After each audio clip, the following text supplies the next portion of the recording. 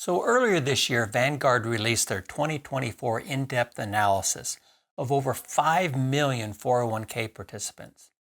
In this video, I'll not only be reviewing the average 401k balance across different age groups, but also examining the savings rates and the common mistakes people are making in their 401k accounts. By the end, you'll know how you stack up against others of your age group and whether you're on track with what's recommended. I'll also let you know how you stack up against those of similar income levels. Plus, I'll offer some tips to boost your 401k performance. Most in the media tend to use the mean as the representation of the average, but I'll be providing both the mean and the median values. It's important to remember that the median gives a much clearer sense of the middle. Let me give you a quick example. Suppose 100 people have a 401k balance of $20,000. 200 people have a balance of $40,000, and another 100 people have a balance of $60,000. In this case, the mean and the median are both $40,000 because the distribution is balanced. Now imagine we add just two high-income earners who have accumulated $5 million in each of their 401k accounts. The median would still represent the middle person after arranging all the values from smallest to largest, so it's still $40,000. However, the mean, or what many refer to as the average, would be pulled upward to $64,677 due to the influence of those outliers.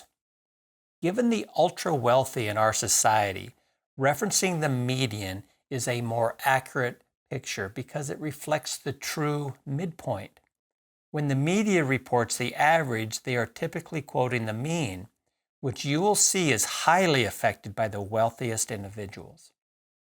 Let's start by looking at the youngest age group, those under 25 years old. The average 401k balance for this group is $7,351, and the median balance is just $2,816. Now, this seems pretty small, but they're just starting out in life and they haven't had much time to contribute.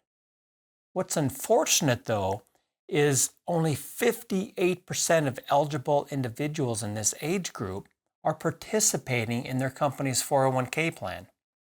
Among those who participate, the average contribution is 5.4% of their salary. Most 401k plans offer some type of company match. Although specifics can vary widely, the majority of plans provide employer contributions ranging between 3 and 4% of the employee's salary. Only 4% of 401k plans in this study didn't offer any employer match at all, and that only impacted 1% of the participants. Next up are the 25 to 34-year-olds.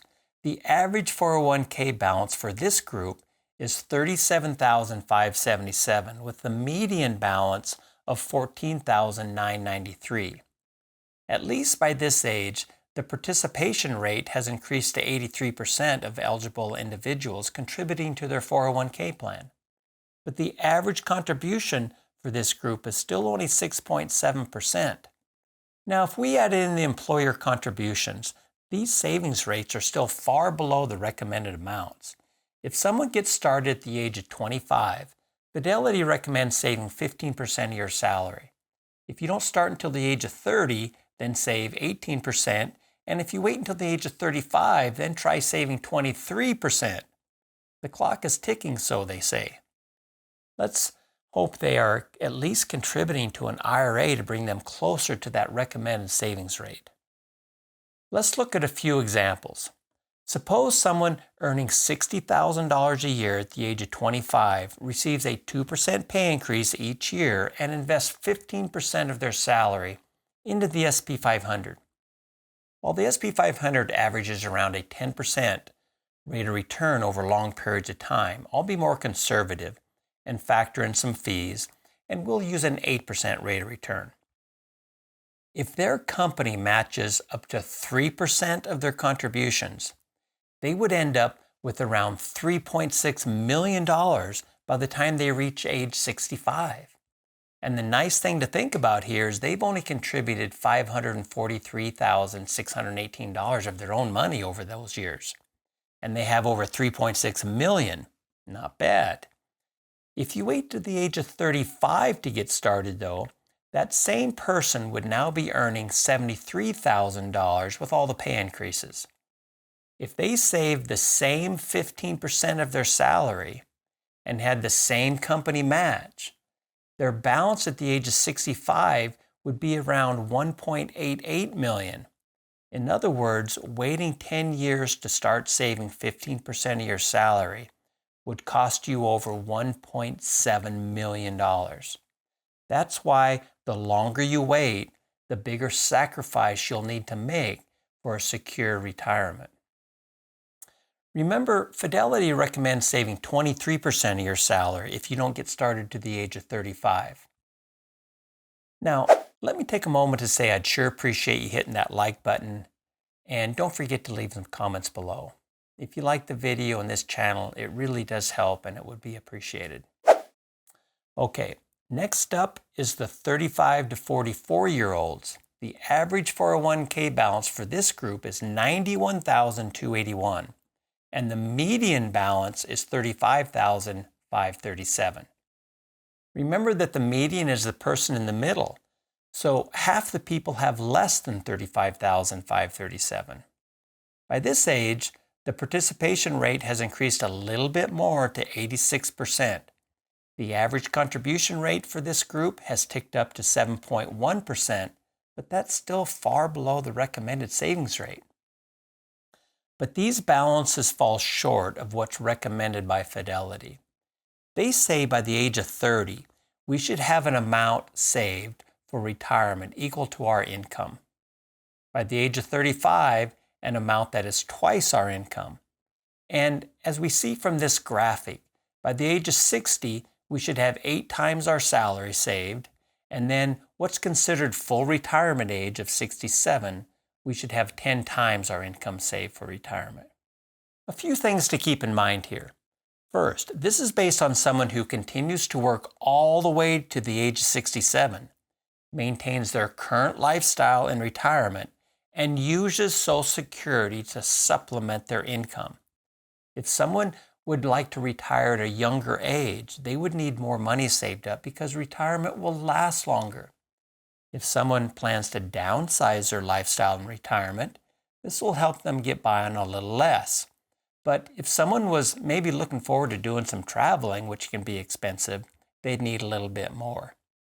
Anytime you see recommendations like this, you want to remember that these are not perfect rules, and there are always other factors to consider.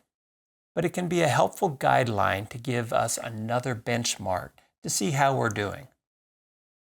Okay, so next up, the 45 to 54-year-olds. The average 401k balance here for this group is $168,646. The median balance is $60,763. The participation rate holds steady at 86%, and the average contribution rate for this group is still only 7.7% of their salary. For those 55 to 64, the average 401k balance is $244,750.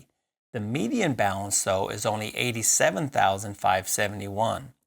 The participation rate holds steady at 86%, and the average contribution rate is slightly over 8.9% of their salary. But both the balances and contribution rates are still far below what's needed for a comfortable retirement. And finally, for those over 65, the average 401k balance for this group is $272,588, with a median balance of $88,488. The participation rate drops to 76%. If they're still working, the average contribution rate is slightly higher at 9.2% of their salary. Now let's look at 401k balances by income level, and I'll only use the median values. For incomes under $15,000, it's $3,391. For incomes between $15,000 and $30,000, it's $6,142. For incomes between $30,000 and $50,000, it's $10,072. For incomes between $50,000 and $75,000, it's $24,939.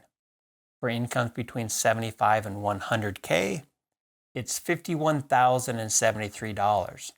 For incomes between $100,000 and $150,000, it's $91,323.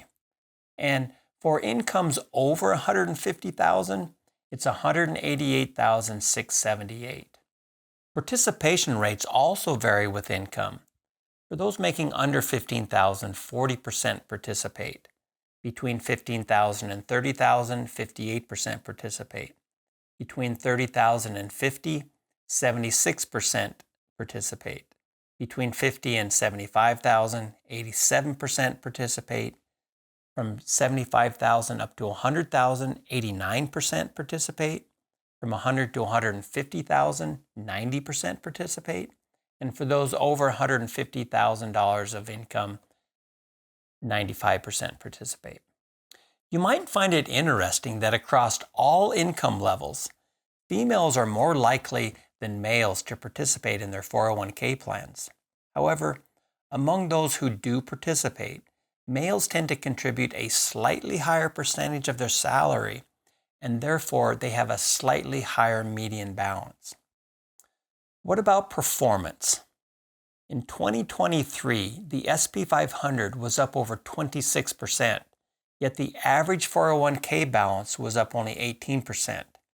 Over the past 3 years, the S&P 500 averaged around 10% compounded annual growth rate, and the average 401k balance returned just over 4.1%. Over the past 5 years, the S&P 500 has averaged 15.75%, while the average 401k returns were 8.9%. These significant differences suggest that people might be too conservative with their investment choices, especially if they're in their 20s, 30s, 40s, or more than a decade away from retirement. However, being too conservative isn't the worst mistake some people are making with their 401k. There are other serious errors to avoid, so let me do a quick rundown of a list of other errors to avoid. First, taking early withdrawals or borrowing from your 401k. It can be tempting to tap those funds, but remember, these accounts are for your future security, and they should be considered off limits. Switching jobs and cashing out. It's surprising how often this happens. When you leave a job, you typically have the option to leave your 401k where it is, roll it into an IRA, or transfer it to your new employer's plan. None of these moves will jeopardize your retirement readiness, but cashing out your account will. Next, not saving enough. As we saw from the report, many people just aren't saving enough. It's crucial to start as early as possible and increase your savings as your income grows. Next up, the vesting periods. Many plans have a vesting period, which is the time you need to work for your employer before you fully own their contributions to your 401k. While your contributions are always yours, you may lose some or all of your employer's matching funds if you leave before the vesting period ends. In some cases, it's important to know if you're walking away from a significant amount of money. Next up, overconcentration in your company stock. Some employees hold too much of their own company's stock in their 401k. Even if you prefer investing in stocks, it's unwise to have too much in just one company.